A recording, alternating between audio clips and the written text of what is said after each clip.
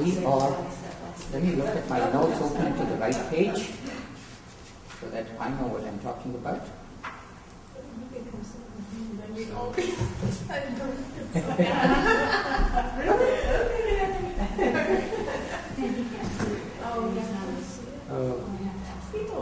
That's not fun. That's funny. Okay.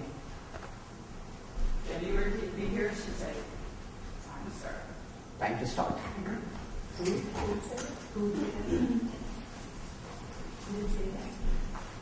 So why don't you go ahead and greet our audience as well? Welcome all of you watching remotely. This is meant specifically for you. You will be receiving your handouts hopefully later tonight. It's in the pipe, it's in the process of being sent. And you will also be receiving your handouts later tonight. The difference is they'll receive their first week's handouts as well. Okay, so let's sit up straight for a few minutes. Just come inward.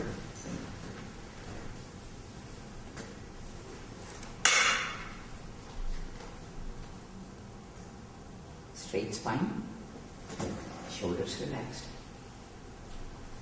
heart lifted, and gaze lifted. Bring your mind to your breath. For a few moments, simply watch your breath.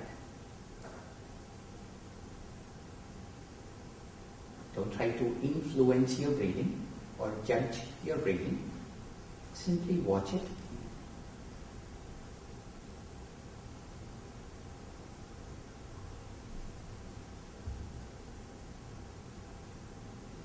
Feel your awareness drawing inward as you watch your breath more minutely. Take a moment to relax your body.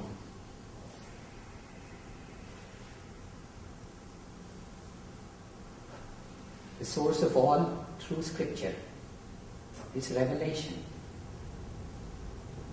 And revelation, the source of that, is a superconscious moment. The way to get to the superconscious moment is to simply be still.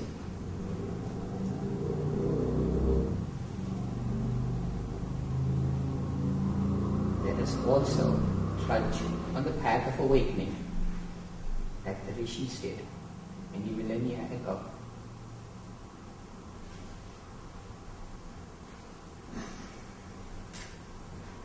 Keep your gaze at the spiritual eye a few more moments, creating the memory of this communion with our higher selves.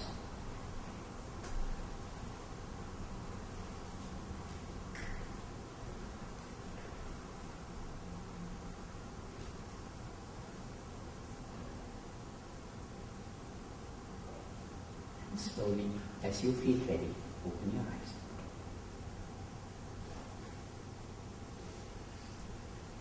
Good evening, all. Welcome back. So, this is day 2, and I just want to spend a few moments recapping, reviewing what we did last week. So we talked about knowledge versus direct experience, and how many defining moments, not only in our personal lives, but even in defining moments in history in terms of knowing what to do or intuiting what comes next, they have all occurred through a sudden revelatory experience. And the nature of the revelation sometimes can be quite powerful, and to express it sometimes is beyond the means of language. Language is a little bit limited, and so how people use symbolism as a bridge between the evident world, meaning things that can be described through our senses, and the subtle realities. That's the power of symbolism. And we looked at how the most sublime of revelations are those that puts one in touch with the greatest reality of them all, and how that was expressed in various forms through the deities, and we examine the symbolism of Shiva, looking at how the timelessness was represented, how the infinite creative power was represented, and so forth. And finally, we had the story, which brings me to the homework from last week. You guys remember the homework?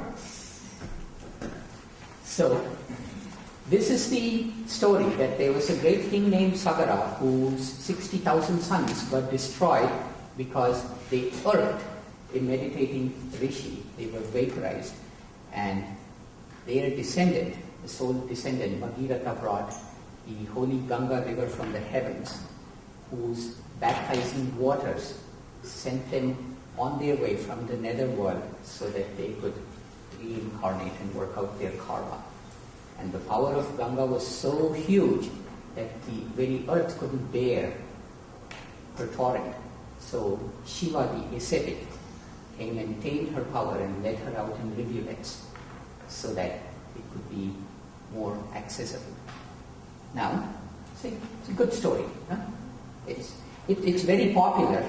A lot of this have entered into the vernacular. If you see the local Indian languages, sometimes the newspapers, they'll say, wow, this politician's winning of this seat was like Bhagirath bringing Ganga down to earth. You know, right? Don't they say this, things like that? Sharp, Nandini, it's entered the vernacular. And there is a certain archetypal quality to it. And songs have been written about this and so forth. The question is there a larger allegorical context to this? Specifically, what is the symbolism behind the river Ganga or Ganges? Any guesses? What does that river represent? What does she represent? Knowledge. Knowledge. Okay. That's very good. Well, my sense of it is, it's like the force of life, the force of Brahma. It's like in the Christian tradition, we have the three. Yes. The Holy Father, the Son, and Holy Spirit. And I would say that Ganga is like the Holy Spirit. Okay. Very good. It comes to me is the energy in the spine and washing away your sins with divine grace. Okay. Divine grace, Holy Spirit, similar things. Knowledge. Yeah, anything else? The prana. The prana. Okay. What, you agree with prana? Oh, I was thinking of like energy or life force or something to Chi. So let's explore that a little bit.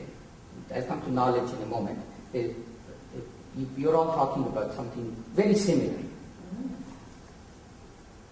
Then what would be, why is it untamable? Why is it ferocious? Why would the very earth tremble before her might? There is that Power is a quality of God, and that's why we need the guru to stay that intermediary between the divine Brahma and the devotee. Yes, very good. Yeah. And maybe it's not so much that the power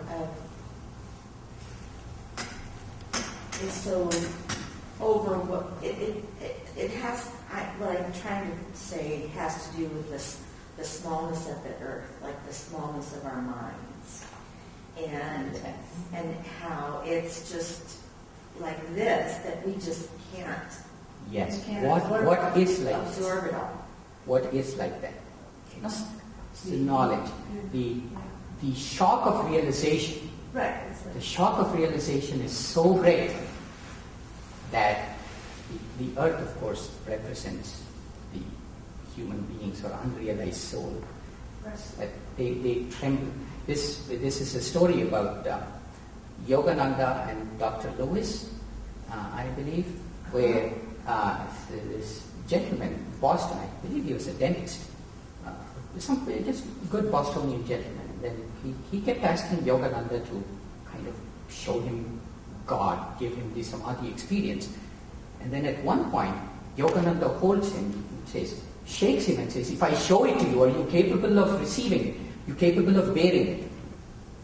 And there is that certain quality to that shock of revelation that one needs to be trained for it. So the Ganga River represents the knowledge of the ultimate truth. It's all of you touched on aspects of it. Okay, it is energy. It is the power that unblocks the energy. It's the power that awakens the Kundalini. So you're all on the right track. Oh. Rebellious. Almost on the right track. Oh. No. Like that? Is that better? Just needs 1 inch away from your face.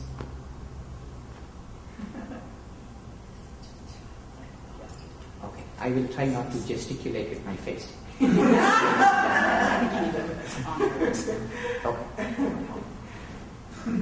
Like that? So you have this nice Indian dress thing going on, and I don't want it to be corrupting on my waistband. Okay. That's better. Thank you. Thank you. Okay, so it's in the Yoga Sutras, for example, they talk about all the things that stand between the aspirant and the ultimate samadhi. And at some point, they say that all of that stems from ignorance.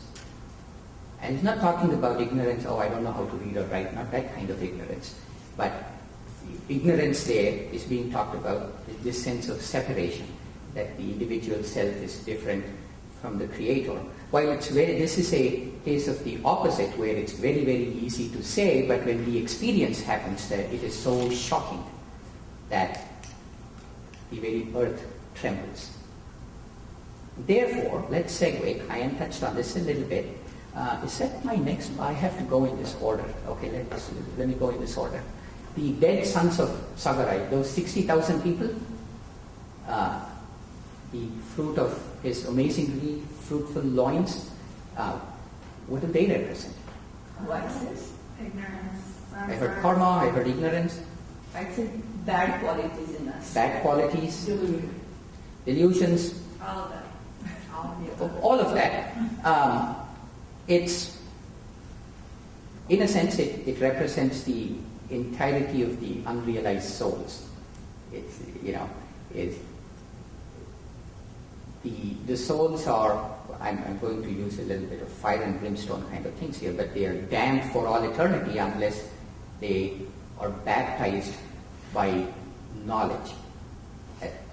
That their ignorance is washed off. That's kind of how, you can take it places in your mind as you go through this. Okay. Now, Bhagirath, the guy that does all of these austerities, all of these penances, remember how many times he has to do that? He gets the Ganga river, and then Brahma says, oh, I forgot to tell you, you need to go pray to Shiva as well. He needs to come. And, there is even more. I kind of cut it short. He has to go back to the drawing board like several times. Go back to square one. It's probably a better metaphor. Okay? So, what does he represent? Perseverance. Perseverance. He definitely represents perseverance. Like he wanted to find out moksha or whatever, Like spiritual aspiration. You know what's interesting here is he himself doesn't need it. He's an intercessor. Oh, he's okay for the other souls. Right? If you even those of you that grew up in India, when you look back to retellings of this, he himself never needs it. It's not that he is damned or anything. He's not. He just does it for the other people. Basically, master to take the source with the other. Yes, he is self. He's the self-realized master, the incarnation, who is already free, but chooses to come into the straitjacket of material existence.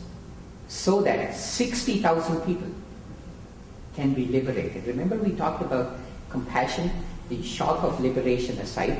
The other aspect of this is the rishis, those that have had the samadhi, the moksha experience. First thing they thought, oh, if you guys only knew what I knew. So he comes back. He tries and tries and tries. He behaves as a mere mortal and performs unheard of austerities so that other people can be liberated.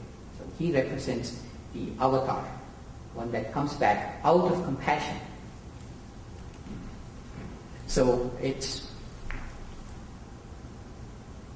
okay. Shiva. This is a relatively easy one. What might he represent? Remember the role he plays. He tames. Destruction of illusion? Not really. Not in this case. I'll give you a hint. It's not a person. Like Bhagirath, you say that's a master. Whereas Ganga, you say that's knowledge. So Shiva is somewhat similar to that. It's not referring to a person or a class of people. A certain aspect. What does he do? He disciplines and controls it. He controls it. He harnesses the truth, ultimate truth. Yes, he harnesses the ultimate truth because he has the ability to do so. Alone among all beings, Brahma the Creator says, go to Shiva, ask him to come to tame the shock of revelation. And Shiva's primary characteristic is that he is ascetic. He does tapasya, he does austerities, penances. He leads a life which is fully divested of all desire. So he represents the power of inner practices, the power of austerities. It is only then that one becomes capable of handling the shock of inner revelation. Does that make sense?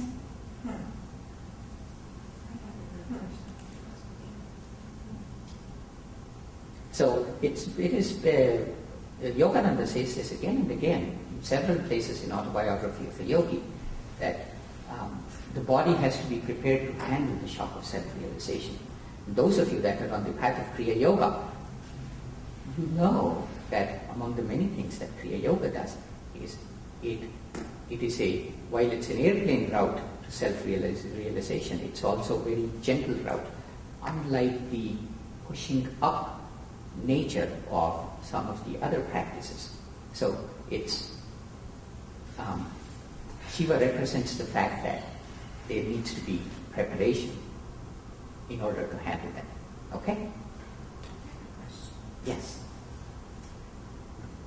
So, I don't know that it's well, I certainly wouldn't say that it's not like Kriya Yoga or anything like that. But when a person goes through really profound suffering, something inside of them has changed irrevocably. And it does seem to open the heart, Yes. to receive the ultimate truth. So how does that work in relationship to what you're describing, the symbolism of Shiva? Well, the symbolism of Shiva is actually very... when you go through all of the other mythical stories around him, for example, in fact, that's a very big point that you bring up. One of the things that characterizes Shiva from the other deities in the Hindu thing is he himself goes through suffering. Untold amount of suffering. In fact, when you look at the Shiva pictures, it's maybe not there, he has a blue throat. And the reason is, there is a time when, due to whatever reason, there is poison in the world. then he goes and he volunteers to drink that poison, thereby taking all the suffering of humanity and drinking it so that humanity can move forward. And then there are other places where, because of various things, he has to go wander around for ages here and there, going through suffering. And they all have, at the very least, suffering has the clarifying effect of narrowing the perspective to what's really important versus what's not really important, thereby removing the restless places where the energy can go. Right? So it is exactly within the purview of that symbolism. Does that make sense? Yes. Okay, so let's move on. This Sanskrit for today, you have it in your handouts. When time comes to pronounce them, I will. But let me change gears a little bit. So we talked about most of what forms... okay, let me come at it a different way. I asked this question before. What is the single book for Hinduism? There isn't any. Right? What is the single founder? There isn't any. What is the single building or set of designated buildings that you would go to with designated people who perhaps are subject to the doctrine of infallibility, who can give you answers all the time? Who are those people? Yeah, none of those exist. In the book, Swami has a very wonderful way of putting it. If free market ever came to religion, right, it would look like Hinduism. So you're kind of free to explore your own path through it. And there is an aspect to this where it's characterized by being completely directional. Almost every teaching in Hinduism, there is an aspect called Vedanta, I'll come to it in a moment, which specifically describes the goal of where you're going to. But for the most part, most of the teachings, most of what is talked about, most of the rituals, most of the practices is always direction.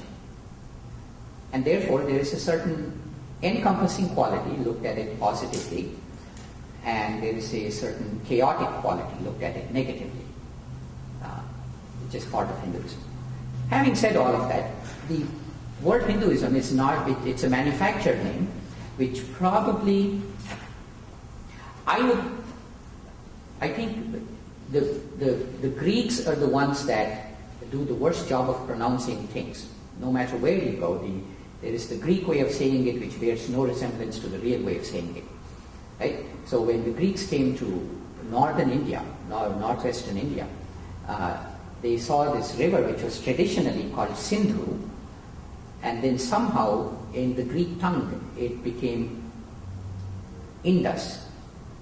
And I'm not really sure how one goes from Sindhu to Indus, but they did. And then over time that became Hindu, and it became Hindustan is the official name for India. Isn't that true? Hindustan is the official name for India. Stan, like Stan everybody knows now since 9/11. Stan means a place. Hindustan is the land of Hindus, and therefore Hinduism. But if you go search for that name, it's not really found anywhere in any of the places. But what it calls itself here and there is the Sanatana Dharma. Okay? And let me kind of deconstruct it. Sana is a root word which means ancient. In fact, it's the same word which gives us the word senator, because senators are not so much, they are not supposed to be old, ancient, although many of them are. Yeah. Let me get out of that mentally. It means old as in wisdom. Okay? And Tana means uninterrupted or succession. So Sanatana means basically ever-present, continuous, that kind of quality. And dharma means a set of established observances. So what this says is, what are those observances which are ever present, not in the sense it has been evangelized all the time, but in the sense it's applicable. It's ever present in the sense it's applicable, no matter what desha. Desha means place, kala means time. No matter what desha or kala, what are those observances which will be applicable there? And that is Sanatana Dharma. That's kind of, there's really no official name, but if you had to give a name, this probably comes closest, an ancient continuous system of observances. Now, even though there is no single scriptural authority, have you guys heard of the Vedas?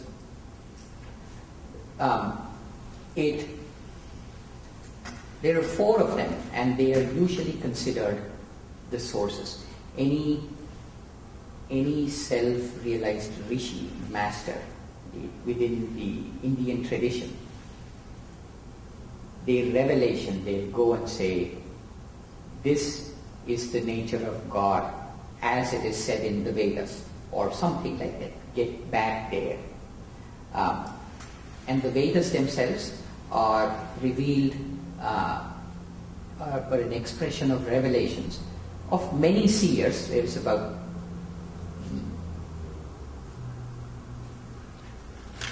it's hard to put a definite number on it, but I'd say somewhere in the neighborhood of 10 or 15 families of seers. And it's not mysterious or anything. If you just read it, say, this is the family of seer that this comes from. Okay? But what's transcendental is the Vedas are highly allegorical. So they have many, many layers of meaning. And there are people that study there are families that have studied it for generations, 1,000 years and 2,000 years, that kind of stuff. And the appendix to the Vedas are called Upanishads. There's probably about 180 number. The problem is, these things are very, very hard to understand. Extremely hard to understand. I'm told that they are very, very wonderful. Okay? And very centered, brilliant people have read it and have repeatedly said that they are very wonderful, but for the normal person it's very hard to understand. So how hard can it be, you ask? So this is how you begin the study of Upanishads. Okay, the very first time you go study, this is what gets thrown at you. So take a look at that and see how that sits with you. You're going here for, remember, maybe you've had some suffering in life. You're going there, I'm suffering, man, I need some solace. Just tell me what to do. And your teacher says, okay, sit down, my child. This is full, that is full. And he goes on to say this. Where does that leave you? Most of Upanishads are like this. Actually, all of what little I have read, they kind of seem like this. There is some which are straightforward, but those straightforward things are usually things like, now we begin the study of Upanishads. Here is the first chapter. That part I get. Totally obvious. But in between it's stuff like this. Okay? So then what people did was began to write the kind of Cliff's Notes for this. What do you do with it? And this, I'm not making any of this up. The first attempt, it was called Brahma Sutras. Sutra means very pithy sayings. Brahma means that which expands. It's a name for the ultimate reality, God, whatever you want to call it. And this is the second stanza in Brahma Sutras. It says, origin, sustenance, etc. of this proceeds from that. That was supposed to make it easier. It really didn't. And then you got Yoga Sutras. How many of you have had some familiarity with the Yoga Sutras? Not exactly the easiest text in the world, wouldn't you think? That is an improvement over the Upanishads, for sure. Okay? So this is where you get the Gita. How many of you have heard of this? The Gita. Okay, all of you. So that takes the essence of the Upanishads and says, in very straightforward language. Let me see.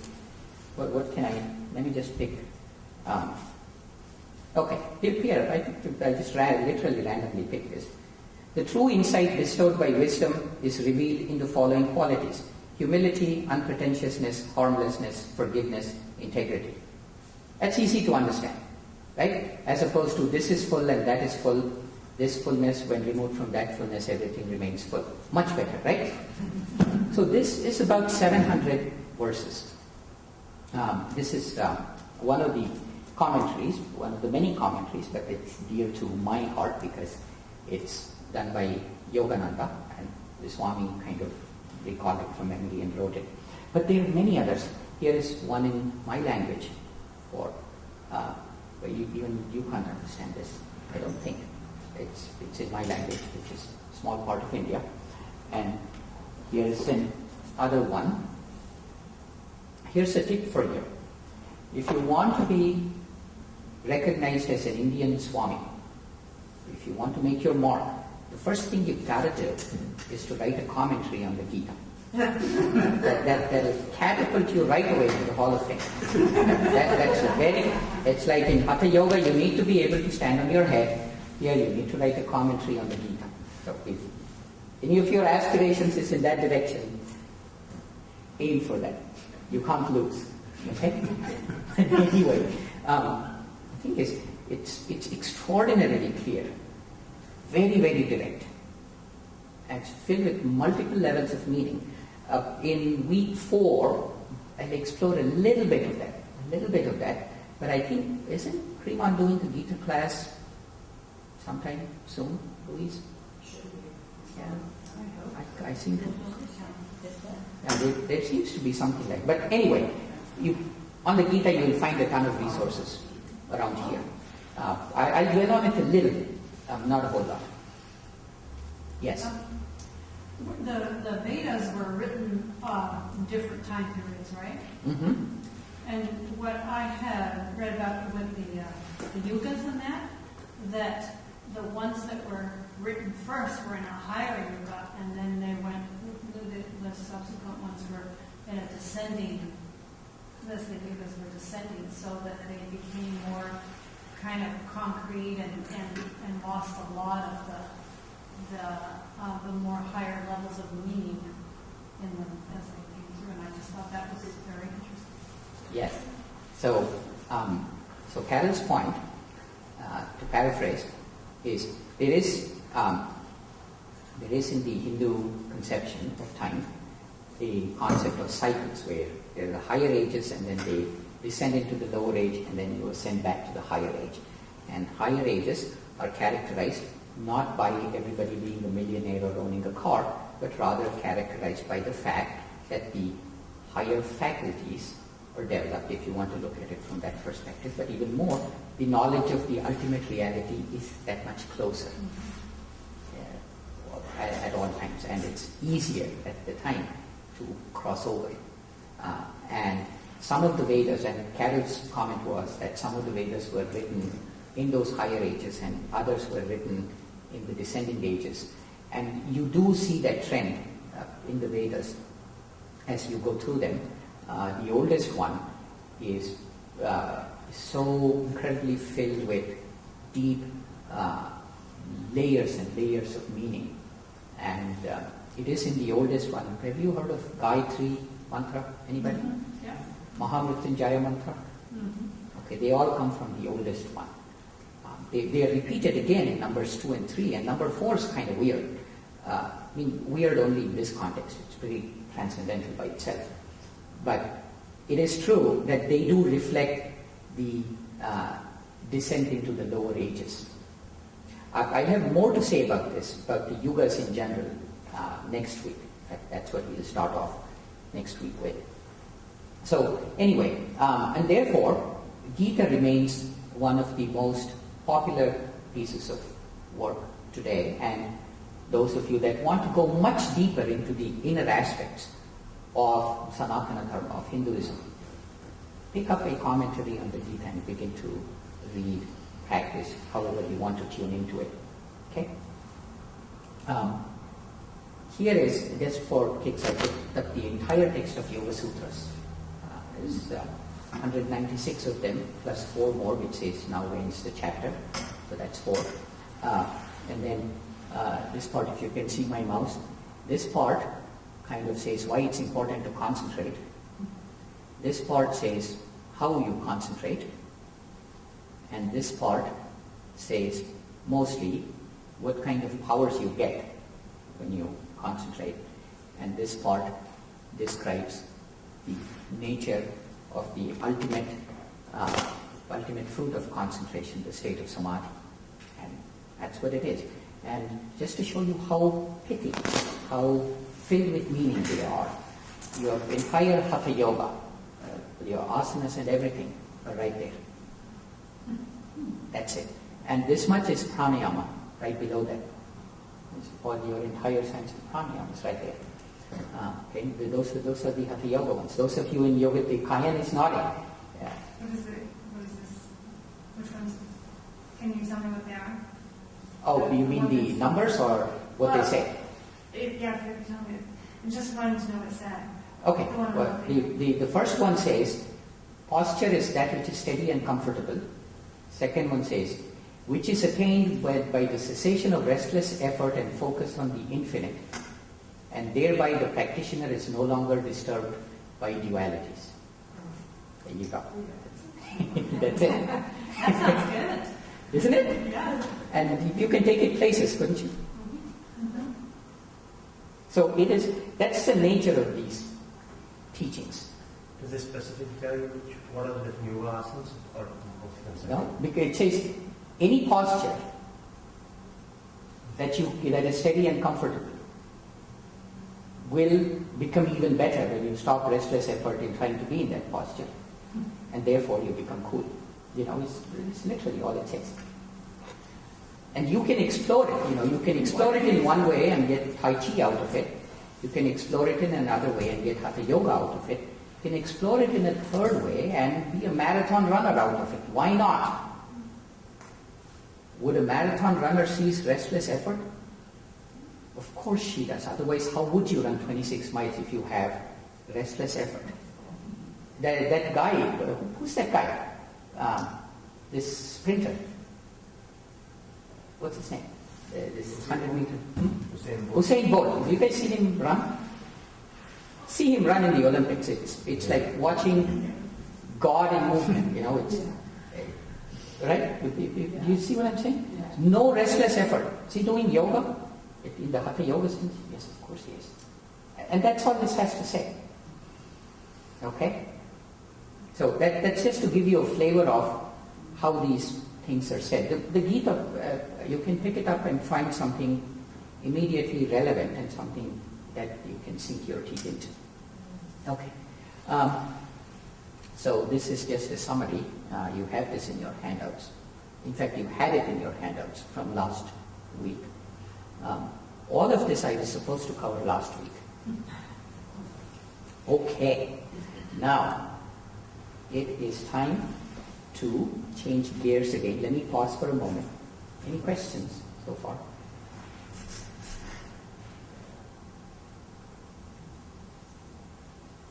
Are the people watching us from other places, do they have the ability to ask questions? Not at this point.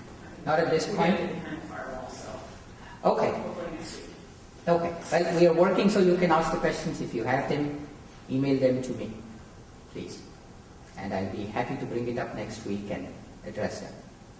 Okay. So any path, any philosophy worth its salt has to answer the ultimate question. Where do we come from? How did the universe begin? Where are we going? So what does Hinduism have to say about these things? Cosmogony. How did the universe begin? And now, as is its usual practice, Hinduism is this with a story. There are many, many stories of universe creation, and those in the Rig Veda from the higher ages. It's highly allegorical, and this particular story is from Bhagavatam, which is one of the other it's basically a gigantic storybook. So, and it says that after the great deluge, there is nothing except a vast ocean of milk. And we have to pay attention to the specific words and the way it's phrased, because we're going to talk about this. God now has the desire to create, and thus becomes Swayambhu, or self-manifested being. So, God manifests himself, which is kind of an interesting, it kind of throws your mind into a tizzy, right? God becomes a self-manifested being.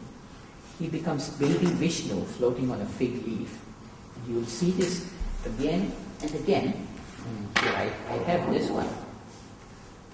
This is God at the beginning of creation, floating on a fig leaf on an infinite ocean of milk. Feel free to pick it up and look closer if you wish.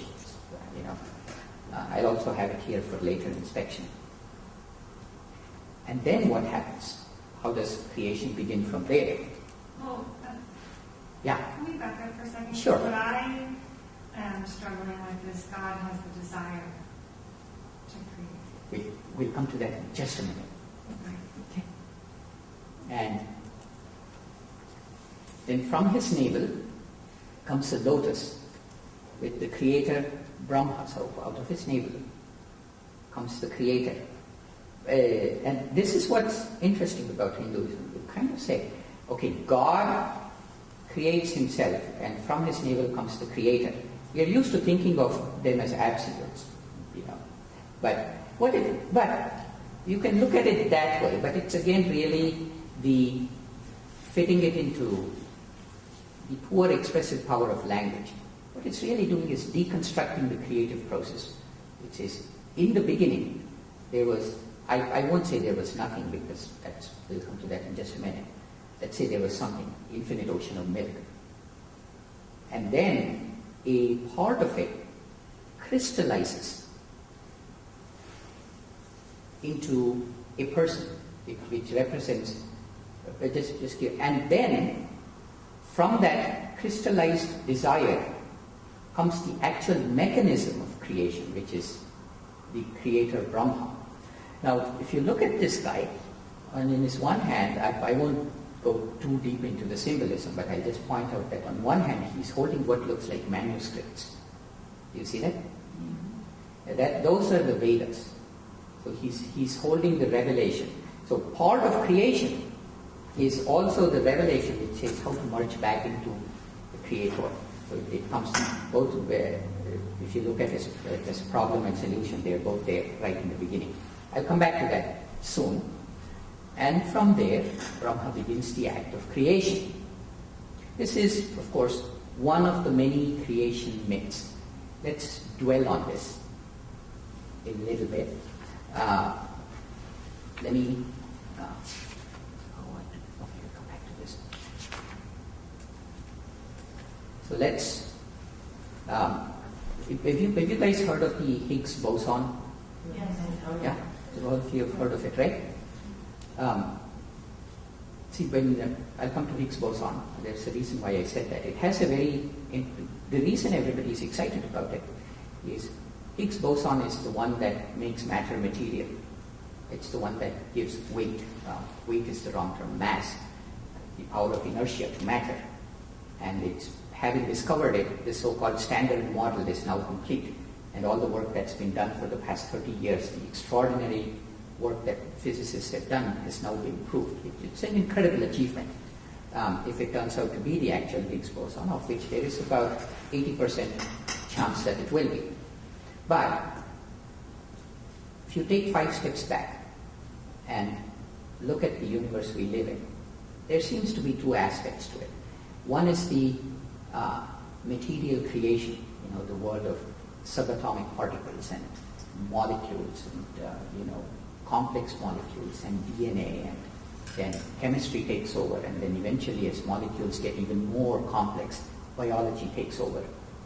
And then at some point, a transition happens. The world of creation transitions.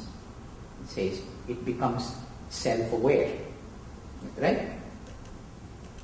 So according to science, It is the creation that comes first, after which consciousness results. Right? Creation precedes consciousness. Or, as a famous philosopher said this, do you recognize where this is from? Skynet became self-aware at 2:14 a.m. Eastern Time, August 29th. Terminator 2.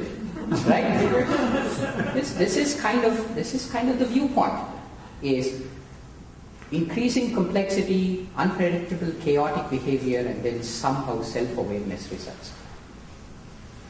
Now, the Indian viewpoint, and this is indeed true for the inner path of all major religions, is exactly the opposite. It says consciousness precedes creation. So, in the beginning, there was this undivided consciousness, awareness, whose nature was ever-existing, ever-new bliss. That's what was there. You can call it anything you want. You could call it God, you could call it Brahman, as the Upanishads do, as the Vedas do, and Vedas also call it Indra, they call it Agni, the various parts of it. And they give it all kinds of names, but that is the consciousness that preceded. Even preceded is the wrong term to use, because preceding means following, which means space. Right? But anyway, you see where I'm going with this, right? You quickly run into language limitations. In the beginning was the consciousness. Then how does creation happen from it? So think about how we create. Any creation that we as human beings do. Where is its genesis? How do we create? Say you create dinner. Okay? Where does it begin? The first thing is thought. It is the consciousness which is so far undivided. You're in bliss, undivided, nothing happens. Suddenly there is a thought which is, gotta do dinner. Right? So, and then that begins to create the energy. So the thought coalesces into something more discriminating. Okay, what should I eat? Oh, better eat chocolate. No need for broccoli today. And go begin to put together aspects of your dinner. And then eventually it translates into physical effort. Right? And then dinner happens. So it begins with the thought. You could say that it comes from creation comes from a need, which comes before a thought, because we don't necessarily know how to fulfill that need. If we have a certain need, like we think we're hungry for potato chips, so we go create a bag of potato chips, but we don't believe we need to eat. It's a very subtle, important distinction, which goes back to why did the Creator create? I mean, you get the thought of having dinner because you're hungry. So, it's the only answer we've been given by the rishis is,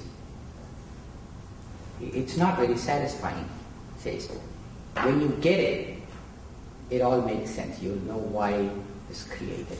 You look back and say, oh, yeah. Okay, that was a good ride. Now I know why you did this. In Sanskrit, the word for it is called Leela. Leela is the game. It's the game that God plays with the universe. And that's about as concrete as they get. And you see many stories of this Leela playing out. So I'm assuming that at some point, when you get it, it's like, oh yeah, that makes sense. But other than that, I don't really have a good answer for you. That's about the extent of my attunement with it. We are told repeatedly that eventually it will all make sense. Well, what about the nature of the consciousness, or the nature of God, or Wonderful then, question. Yes. You know, I mean, when I listen to you talk, I think about the fact that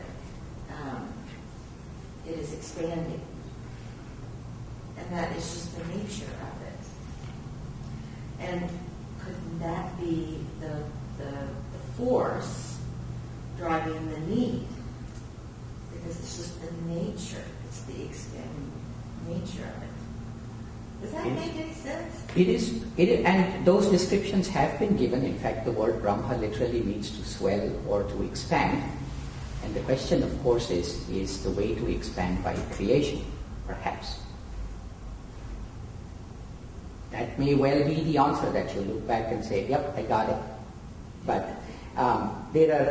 that brings up another interesting question, though. How do you describe the nature of this consciousness? How do you describe the indescribable? What do you call it? Would you call it eternal, for example?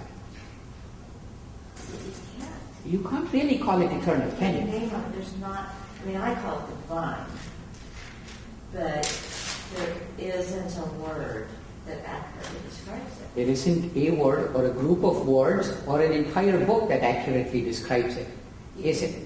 You can talk about aspects of it, like love. Yeah, you can talk about undivided ever new bliss. You can talk about the fact that consciousness itself is God's word. The fact that one is conscious. Maybe it is. Or you can just go back to the old faithful and say, I am that I am. And that works too. Right? So in fact, let me go there. I have see here, for example, Adi Shankara, who we'll encounter again and again. He lived in the 8th century and really, among other things, did a lot of thinking about such things. So this is one of his many takes at describing it. He says, that which permeates all, which nothing transcends, and which, like the universal space around us, fills everything completely from within and without, that supreme non-dual Brahman, thou art that. Right? It's kind of thrilling to read. And it's an interesting conception, that which permeates everything, that which fills everything within and without. And to understand that, we have to go to the nature of the mechanism of creation. What is the gears and levers that make creation happen, which brings about this kind of a statement. So hold that thought. Here is another one. This is from one of the Upanishads. That in whom reside all beings, and who resides in all beings, who is the giver of grace to all, the supreme soul of the universe, the limitless being. I am that. How's that? The previous one says, thou art that. This one says, I am that. You know, those of you that practice Hong Sau meditation, you kind of know where this is coming or where one can go with this. Here are other ways. What you have on the left are extremely well-known Sanskrit phrases. They are called Mahavakyas, means great utterances, which describe this reality. So the first one, I'll say each one of them for what it's worth. The first one is called Prajnanam Brahma, which means Prajna is consciousness. Consciousness is God. The second one says Satchidananda Brahma. It's ever-existing, ever-new bliss. Sat, ever-existing. Chit, ever-new. Ananda, which is what we are named for. Bliss is God. That's another thrilling way to think about it. The third one's kind of interesting. Ekameva dvitiyam, meaning the one without the second. That says, permeating through everything within and without, because there is nothing else. That's another way to think about it. This fourth one is a little bit of a technical definition. Some of you, especially Kriyabans or long-time visitors to Ananda, might recognize this. Any guesses where you might have done the fourth one, those of you that come to Ananda more? Dvandvatitam Triguna-rahitam. Invocation to Guru. Dvandvatitam means beyond duality, and that recognizes the fact that creation is, or even in physics, when a beam of light becomes matter, it creates matter and antimatter. When they come together, they go back into the beam of light. So that is Dvandva, which is duality. Atita is beyond. So you're beyond duality, meaning beyond creation. Triguna Rahita, meaning the three gunas, the sattva, rajas, and the tamas. You're devoid of the three gunas. That's another technical way of describing it. And then there is Aham Saha, which is the sixth one, which the mantric form of it is Hong Sa, which is one of the initial meditation techniques that is taught in many different meditation paths, but certainly leading up to Kriya practice. And then there are other ones too. The self is Brahman. These are all slightly more technical definitions. And here's from Exodus, you have I am that I am. Then you have I am Brahman, which is another interesting way to look at it. I'll have a little bit more to say about that. The last one, very profound, thou art that, Tattvamasi. Thou art that. And that, in this case, references all of creation. Thou art that. What else can I say, Lord? It's that kind of a feeling. Okay? Okay. Let's see. Did I miss anything here? Okay. So, let me talk about another aspect of this. When I first came to the US, when I was 22 years old, and I hadn't lived outside of my house, didn't know anything other than somewhat of a rigid Brahminic tradition. I grew up as a Brahmin, which supposedly meant that we were only supposed to think about God and divine stuff and perform austerities. But in practice it meant living with a straitjacket that, you don't eat onions on Thursdays and, never eat garlic, and you don't eat, what was the more ridiculous ones was, you don't eat eggplant on new moon, or there's something like that, right? You guys kind of know what I'm talking about, right? And then I come to Kansas. That's it's a place called Manhattan, Kansas. They call themselves the Little Apple, which I didn't know for 2 full years. I didn't get the joke. If I come in the Greyhound bus from Kansas City International Airport, there is this hill which is supposed to be the geographic center of the United States. It's also called the Makeout Hill, which also I didn't know what it meant. On it was an apple below. It said the Little Apple, Manhattan, Kansas. Welcome to Manhattan, Kansas. Anyway, I get there, and pretty soon I'm having a discussion with, I think it was one of my professors, not sure. Since it's being recorded, I won't say any names. There's a very, very wonderful gentleman. And we had a discussion about the first commandment. Okay? And his contention was that as Hindus are idolaters and are completely in violation of the first commandment.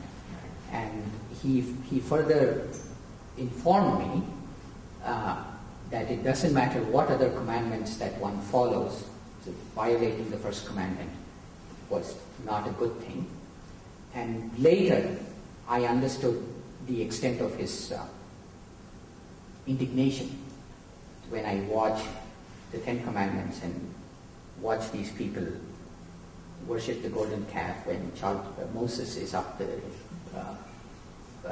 Mount Sinai, right?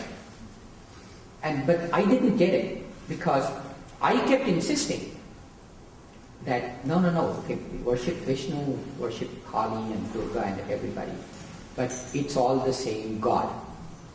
And from his perspective, even saying it's all the same God wasn't good. That itself indicated a deep degree of idolatry, and it was just, in the end, we just agreed to disagree.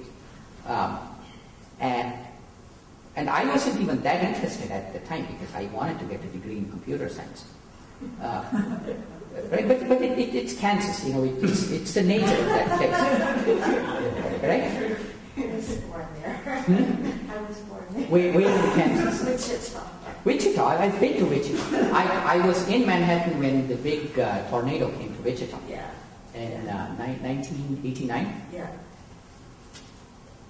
And it was,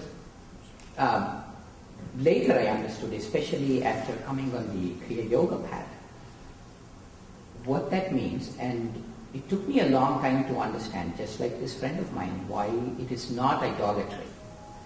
Why all of these gods and goddesses that you see.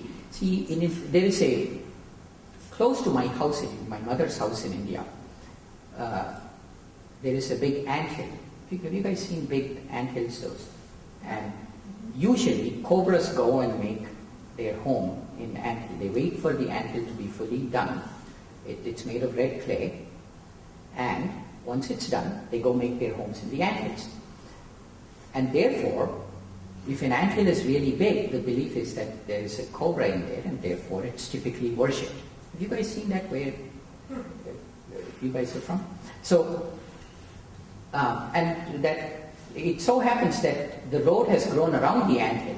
So what happens is, in the middle of a very busy road, you have an anthill which is being worshipped. And then when you come from a strict first commandment kind of training, this looks really weird, right? It's like breaking all kinds of rules here. What exactly is the first commandment? What exactly is the first commandment? I am the Lord thy God, thou shalt have no other gods before me. Okay, I was just asking that too. Oh, yeah, that's, sorry. It's the one that says that Okay. you will not have false gods. Yeah. Right? So, anyway, how do you reconcile the two? Because on the one hand, you have all of this transcendental things where, I am the fluidity in water, I am the silver light of the moon and the golden light of the sun. When you say consciousness is God, you have all of those transcendental teachings, and you have this little anthill that's being worshipped right in the middle of a crowded road, and you can't do anything about it. That would cause a riot. Right? Literally, it would. So, how do you reconcile those two? Well, there is a ritualistic aspect of Hinduism that is just as, I don't want to say ugly, but just as illogical as the ritualistic aspect of every other religion, that institutionalized aspect. There is that, and a lot of this anthill stuff comes from there. But the other deeper aspect of why would somebody have this on their altar? Why would somebody have an elephant? Then all there is, wow, Louise, you got 4 elephants here and a monkey, right? What does that really mean? How would you reconcile that with all of these thoughts? And it really comes down to these two things. Is if in the beginning there was only the Supreme Spirit, and I'll have to say he or she because there is no way to describe it other than that, and he set a portion of his consciousness into vibration and decided to create, and that vibration becomes the creation. It's not that something spawns from the vibration.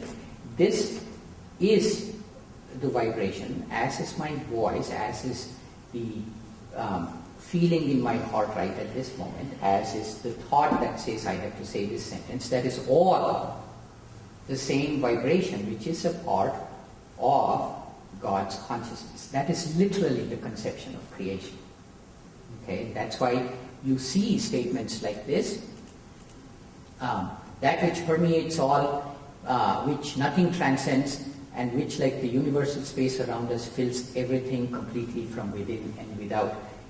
In other words, everything is of God. So not everything is God, which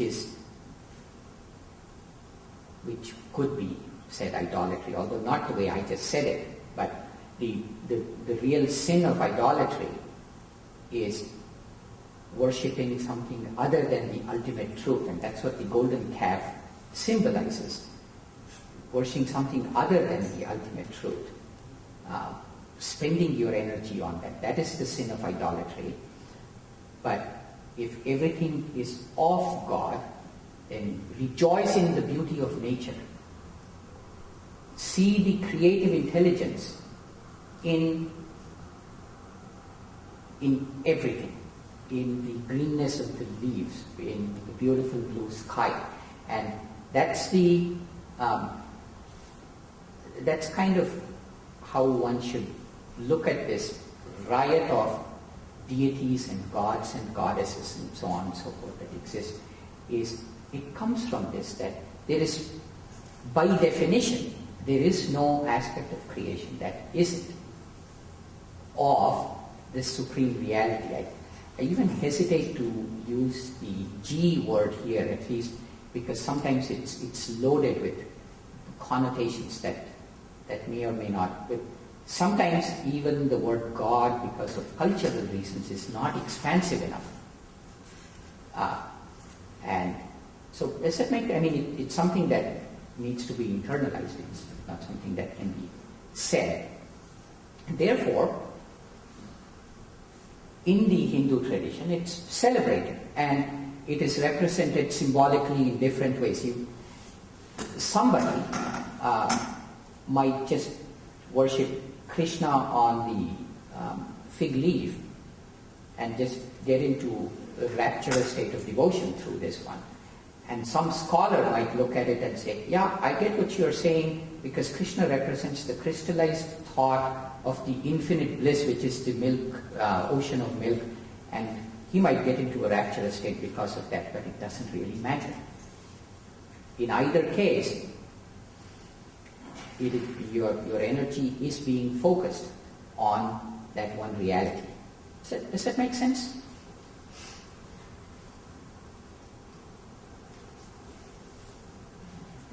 Yes.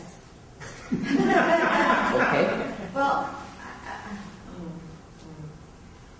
this is the thought that I have when you're telling stuff. I grew up in the Christian tradition, come from a long line of Christian ministers. And what I would have said to that man, knowing where he was that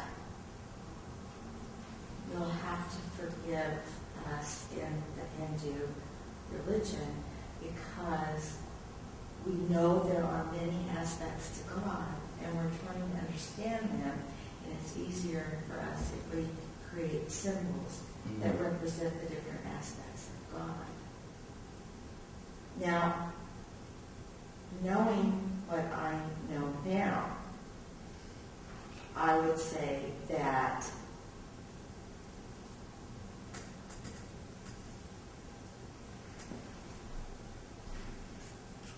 it's a higher form of, because it's a higher level of self-awareness to recognize that there are these aspects of God, and it's a higher level of self-awareness to be able to, just for the sake of living in this real world, to be able to put some symbolism around it and then study those symbolisms to gain deeper meanings. And I'm very much resonating with that. No, it's actually very well put, and the way you said it is there are two approaches. There is the formless approach, Right. and there is the worship that you do with forms. Saguna Brahma and Nirguna Brahma is when you'll find that debate all through, even in the Indian tradition. This debate rages on which way is the right. You sit in meditation and focus on the light at the spiritual eye, because that comes with its own power to magnetize your heart towards the higher reality. Or would you look at this one and just offer simple devotion? And the answer, which the Gita is very straightforward in this one, it says, either way is fine. And the metaphor it gives is actually it's used quite a bit, and it's quite famous. Is how does it go? Just like all the drops of water that fall from the sky eventually come to the sea, in a similar way, worship offered to any symbol eventually comes to me. And it's anyway. So there is that, and like you pointed out, it's a very subtle aspect of understanding. Swami gives a really what I think is a canonical story of how Hinduism might occur, not just to say Westerners coming to India, even I go to some places in India and then I sometimes have to take a step back. What is going on here? Why is this a holy place of worship? And then you kind of tune into it, and then it's. I was just 3 weeks ago. I was in a place within the South Indian rainforest where you go to this temple, which is somewhat ancient, but the deity there is a guy that looks a little bit like a deer and has one thing that, what is it that deer has? Antler? Yeah, it has one half of it.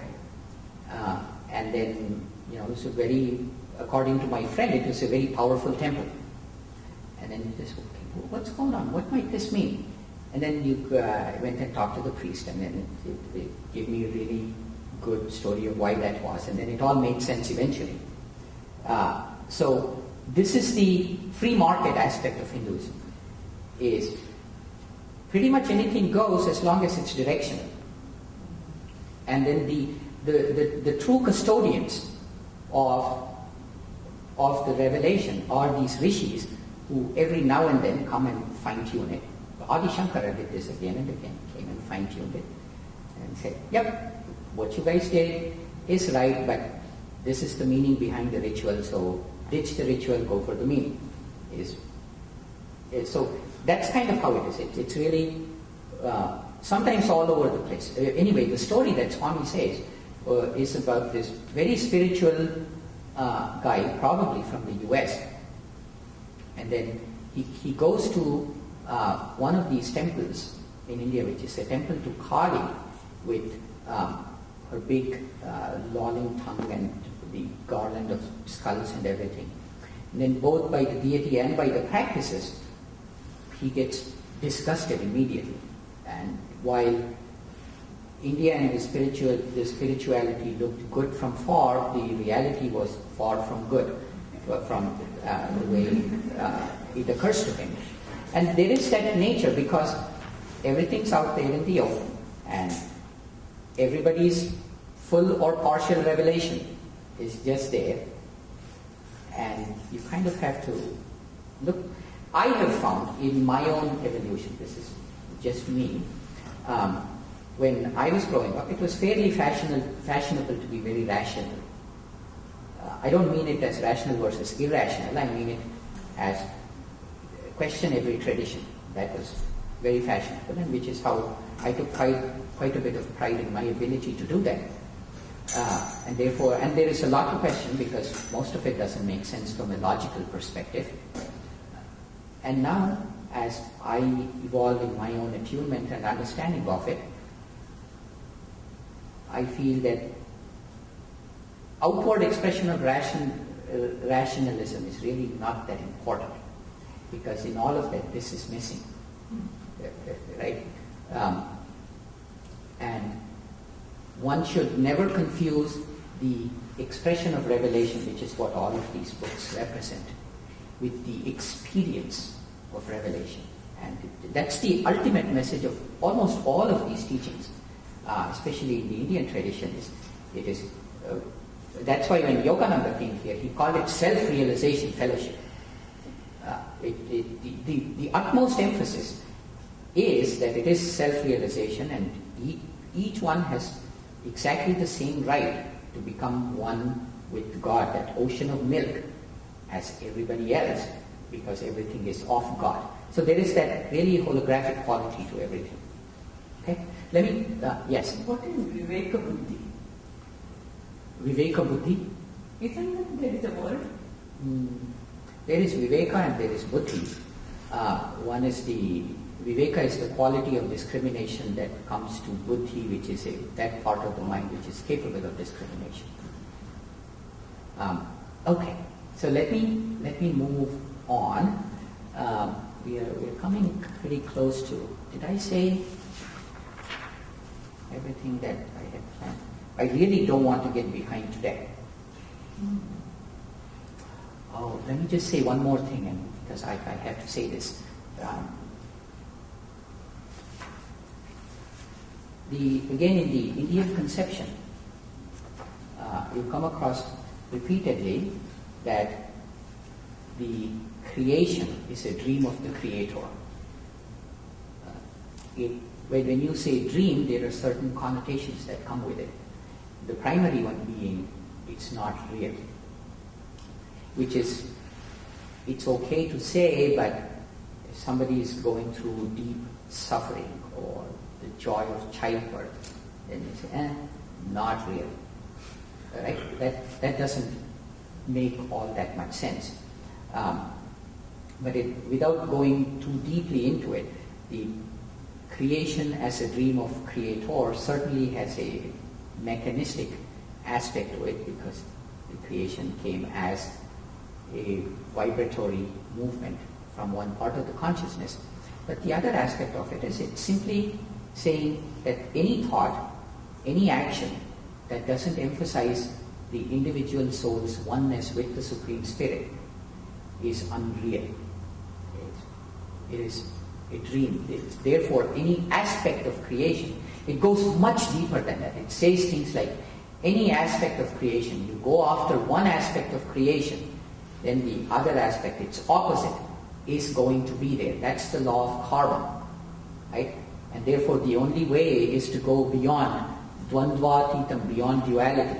That's where the Creator resides. So that's another common thing that keeps coming across in all of these teachings. So let me see if there is anything. Okay, talked about cosmic dream, unmanifest spirit, idol worship. How do you describe the reality? Mahavakyas. We're all done for today. This is good. So it's story time. Story time. Okay. Today's story this is mine, actually. Oh, I didn't. It's okay. It's not that important. Okay. This is a really wonderful story. It focuses on this guy. Other than the fact that he's half elephant, what's the most noticeable part of this guy? Yeah, big belly. So keep that in mind as the story progresses. So the key characters in the story is this guy named Kubera. Kubera now, he's not an ordinary guy. He's not even a wealthy guy. But he's the god of wealth. Okay? So he's well beyond Bill Gates. Bill Gates is merely a wealthy guy. But this guy is the god of wealth. Now, imagine the city that the god of wealth would have for himself. High in the Himalayas, it's called Alkapuri. Alkapuri is Kubera's city. You can imagine what a wealthy place it is. Clearly, nobody starves in that place.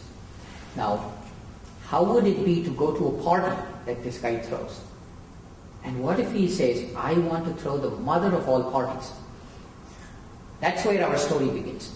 So Kubera is throwing the mother of all parties. So when we throw a party, we kind of invite, friends and family or whatever. Then when Bill Gates throws a party, he might invite the governor of Washington. I would invite her too, but she wouldn't come. When Bill Gates invites, she probably would come. So who might Kubera invite when he throws a party? He, of course, invites Shiva.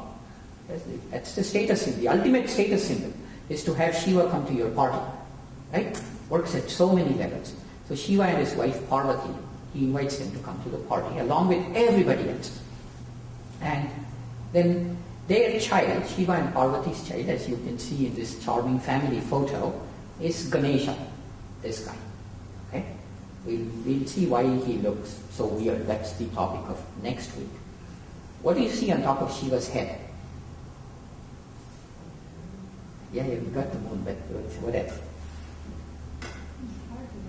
What's that little white fountain?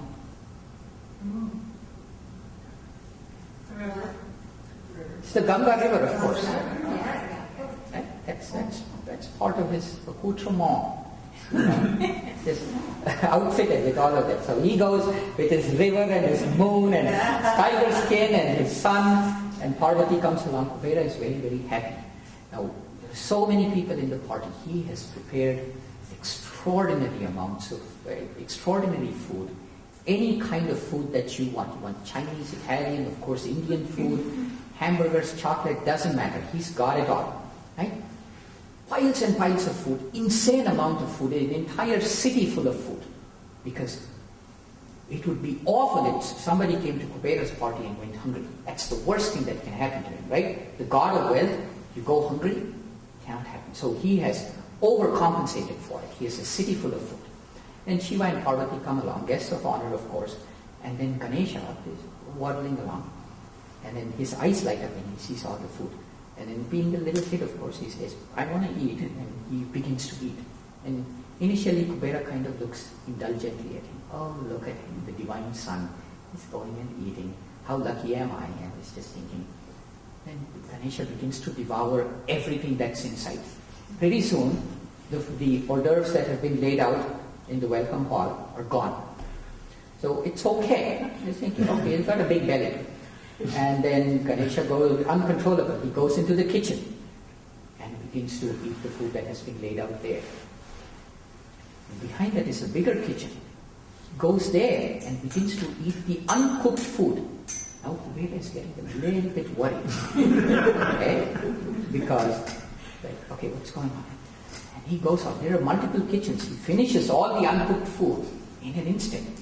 And then he goes to the granaries and begins to eat the stored grains. Okay, now things are wrong. But pretty soon Ganesha has consumed everything that's edible. And then he's still hungry. The more he eats, the hungrier he becomes.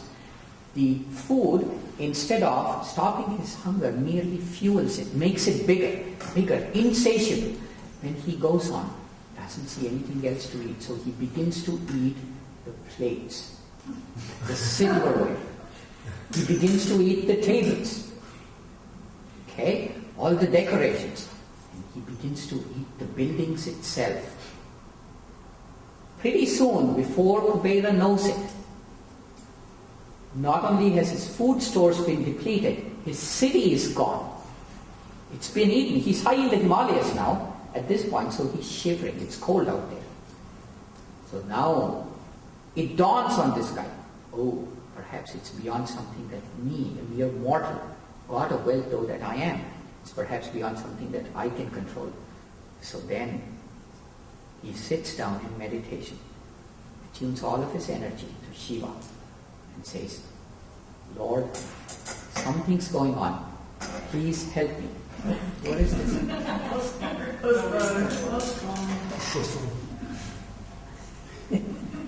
Oh, classic Microsoft moment. We are talking about the god of wealth after all. So, he sits in meditation and begins to pray. He says, oh, this is beyond me. I need divine help. And he prays to Shiva. And then Shiva, who is mysteriously absent through all of this, manifests himself in front of Kubera and says, he of course knows what's happening, but he says, what is it, my son? How can I help you? Then Kubera says, Lord, look around. I got nothing. I have the mother of all parties coming very, very soon. You guys were the first to come. Everything's gone. And I don't know how to control your son.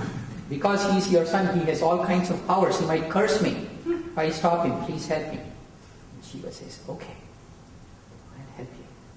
But then his help is not what you might think. Then he goes to Ganesha, and then he touches him. That touch suddenly magnetizes Ganesha. He draws his energy away from his hunger. He's still very, very hungry. And then he falls at his father's feet. And then Shiva says, okay, get up. Then he does it like this, and magically 5 grains of roasted rice appear in his hand. He gives it to Ganesha and says, eat this. And then Ganesha eats those grains of roasted rice, and he's instantly full. His insane hunger leaves him. And he falls at Shiva's feet. Then he apologizes to Kubera and says, I'm sorry, but I don't know what came over me. And then Shiva just gestures with his hand, and the city is back in its splendor. The kitchens, the granaries are full again. The hors d'oeuvres are back in the welcome hall. Kubera is happy, and the party goes on.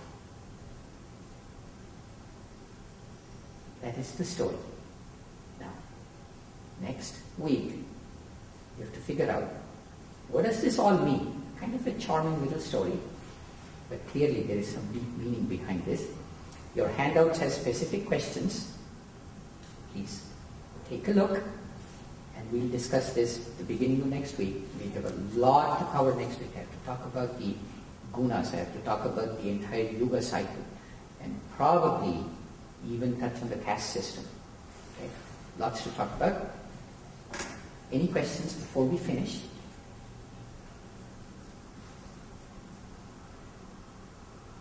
You're a very lively group. You have lots of really insightful things to bring to the discussion. That's great. Okay, let's then sit up straight for a moment.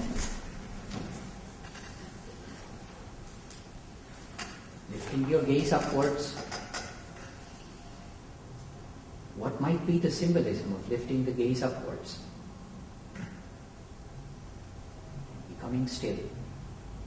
Once again, the simple act of being still and steady is our key, path of Raja Yoga, to explore the greatest heights of Supreme Spirit. Let's stay in the stillness for a few moments.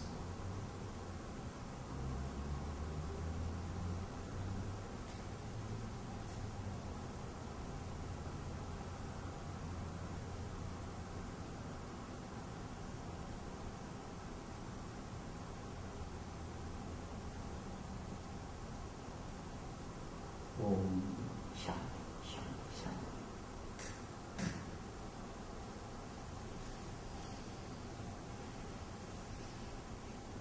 Thank you, everybody. Wonderful to have you all here. We look forward to seeing you next week. Oh, handouts. I've placed a bunch of books here. These are just books that I find useful. I use them to prepare a little bit. So just browse, take a look.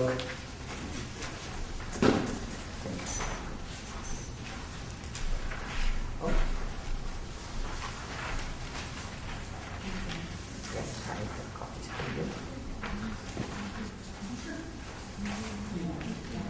I have more now.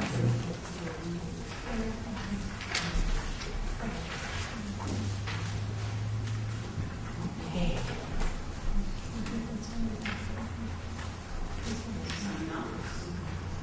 Bye, audience. Bye.